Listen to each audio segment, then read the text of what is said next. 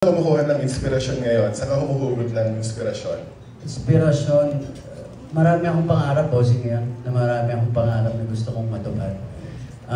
Siyempre, unang-una sa pamilya ko, number one yun.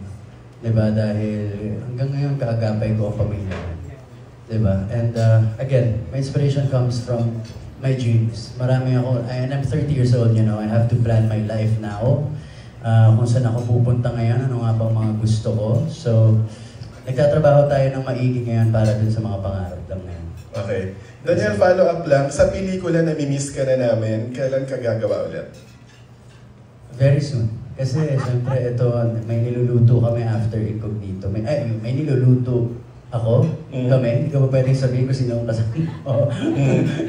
May niluluto. Pero sa pelikula, magkakaroon na ako ng think very soon kung anong project nga ba ang pinakamagandang gawin for now. Siyempre ako rin, so miss na miss ko na gumawa ng pelikula. No? Masaya gumawa ng series pero siyempre my heart nasa pelikula.